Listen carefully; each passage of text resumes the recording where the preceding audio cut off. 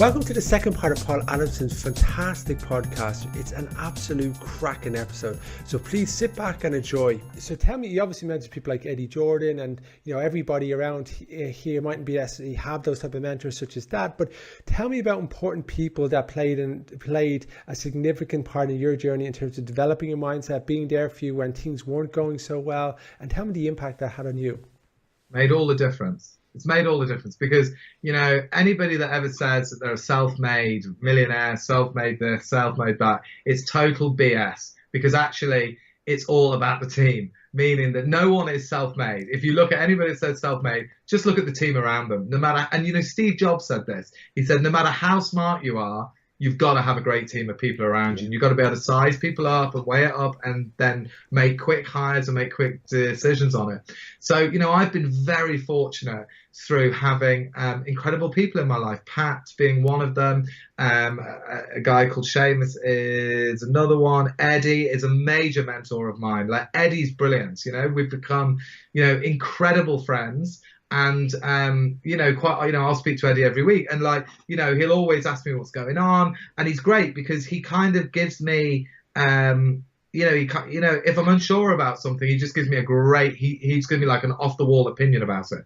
It's like, that's a great idea, but try this, try that, do that, and that's awesome. So, it really is about making sure, and I saw some of your earlier podcasts, Mark, whereas, the power of peer group. Getting the right people around, people that support you. I love it. I love it. It's so right. Because if you're the smartest person in the room, get out of the effing room. You're yes. just wasting your time. And I started podcasting just over a year ago. I didn't know how to podcast. My wife said, I'm a crazy man. What are you doing? I didn't press record for one of the interviews. It was just a disaster. But purely just from reaching out to people and just saying, listen, I'm going to stop bullshitting now. I actually don't know what I'm doing, but can you help me? Yes. They started to help me, and I started to reach out, and I started to 10x my productivity. And now it's been classed as being good at it, quote unquote, right? So it starts to just all come from that openness to share, because so many people don't want people's opinions, or if they get people's opinions, they go, oh, I know that, but do you actually apply it? Well, no, I don't. So, yeah. And you don't know it unless you do it. I'm a big believer in that. You don't know, because many of us know what we should do. I should work out. I should do this. I should do that. I should do that. I should do that. And then many people just end up shooting all over themselves, and they never make it happen. And the reality is the willpower has to be done every day, because I know all these things. I read the books, as we were talking off air. I meet inspirational people all the time, but still, I'll eat too much chocolate and I'll feel crap. And I'll be thinking, why did I do that? I know that's not the thing to do.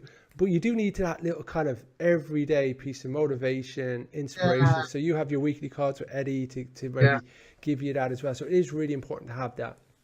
Yeah, for sure. And I think, being comfortable with what I call zig and zagging, meaning, do you know what I mean?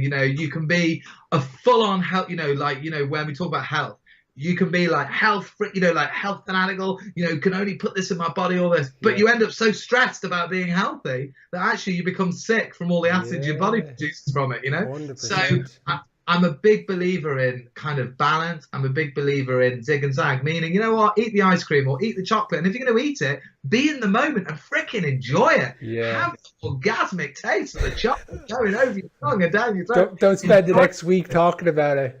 Yeah, exactly. Don't then kind of beat yourself up, just say, it's cool, I've got the chocolate.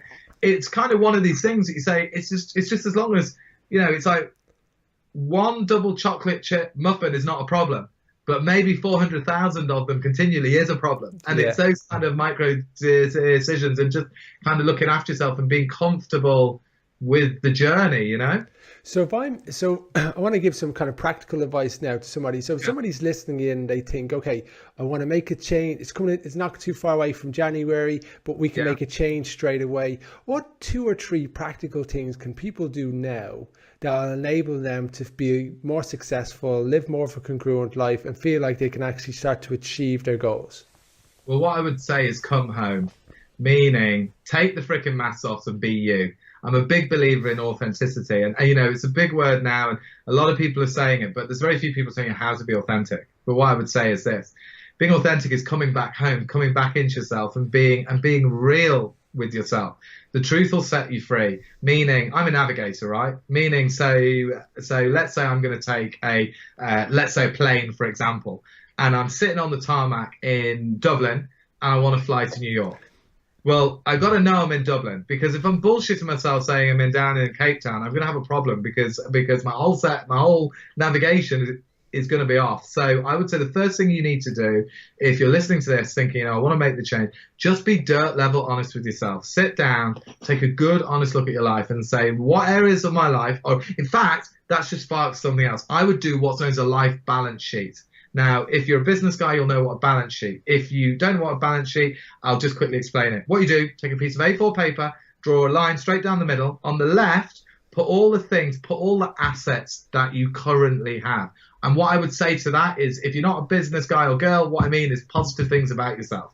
As in things that are great. So I've got a great relationship, I've got brilliant kids, I've got a great job, I'm doing this, I'm doing this. And then on the negative side, meaning, and on a balance sheet, those are the things you owe, your liabilities, but just put down the stuff that maybe you want to change.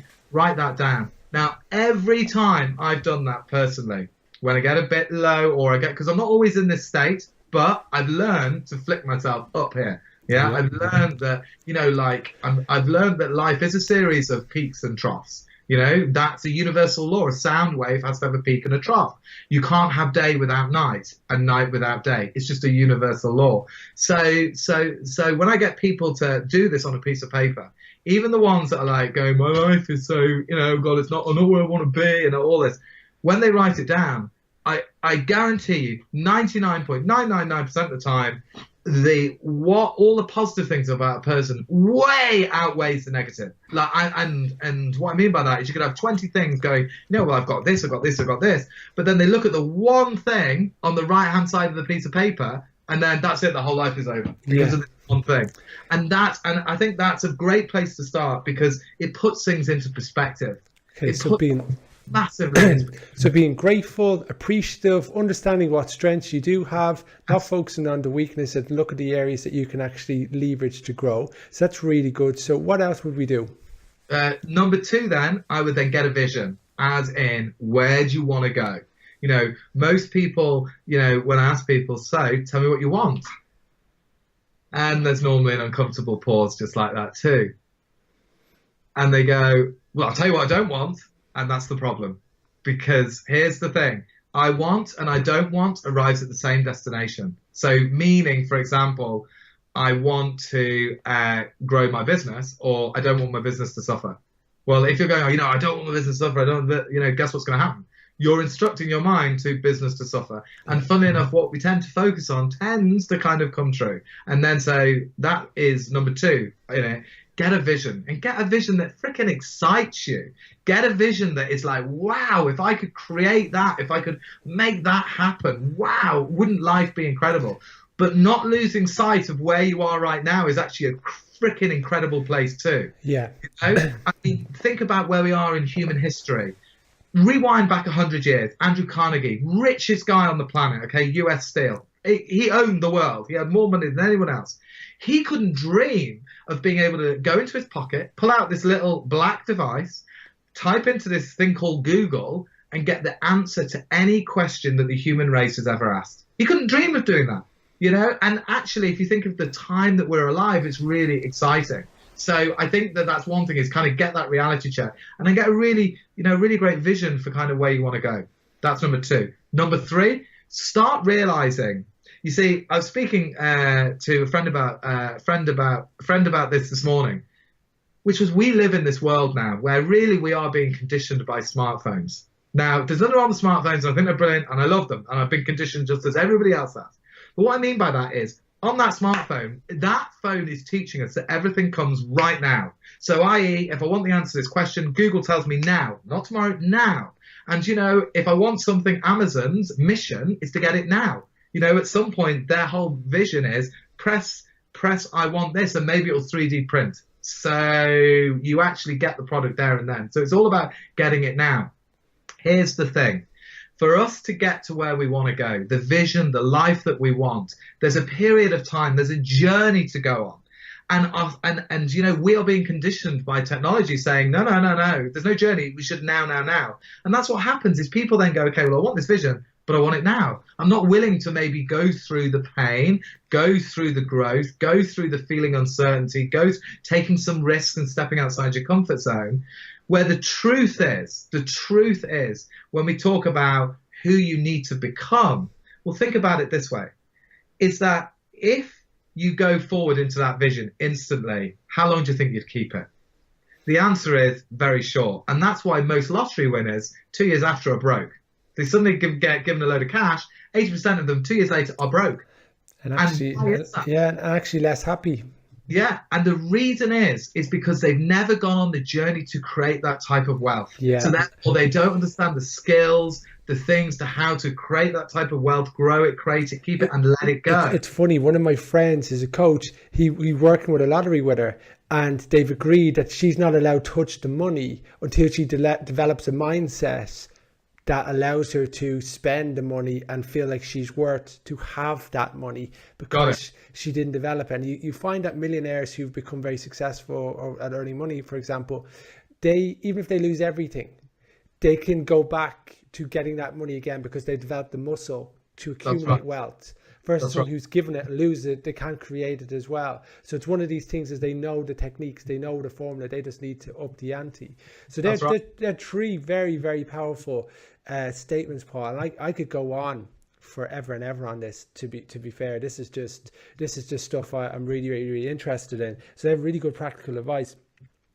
What advice would you offer to your younger self? And you're right, we could have like 50 shows, by the way. Yeah, no problem. So what advice would you offer to a young Paul if you were starting out again, you and him sitting across the room, he's drinking a coffee, you're drinking, I don't know, coffee too. What advice are you offering? Well, if I rewound back to my 17-year-old self, my 17-year-old self was a very different guy from the guy you see today. Because back then, my father had just passed away. I was in a really crap place emotionally. Ever since I was a really young lad, I had a really bad stammer and I couldn't string a sentence together. And so back at 17 years old, we could never have had this conversation. It would have been like, honestly, one sentence would have been 2 hours and you'd be there just being so uncomfortable. So I would go back and I would say to that guy, you know what? You just got to go through it. You see, because it's interesting, because there's 2 ways to look at this.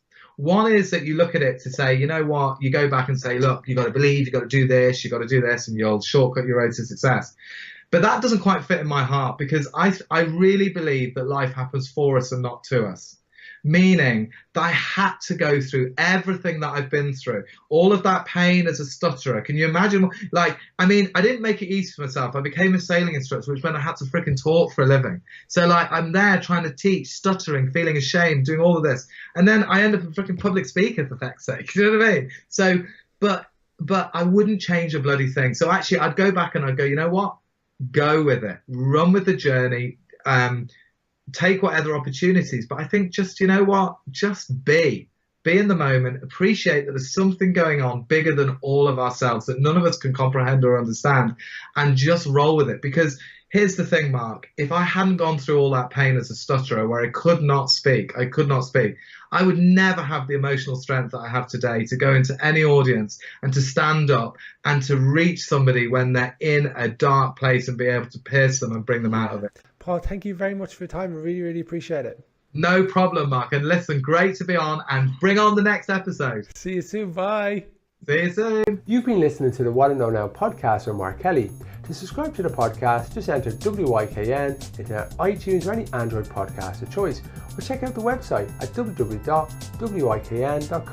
I'd love to get your feedback, either positive or negative, about the episode and what action you're going to take. I look forward to seeing you next week, and remember, have an absolutely super day. Bye.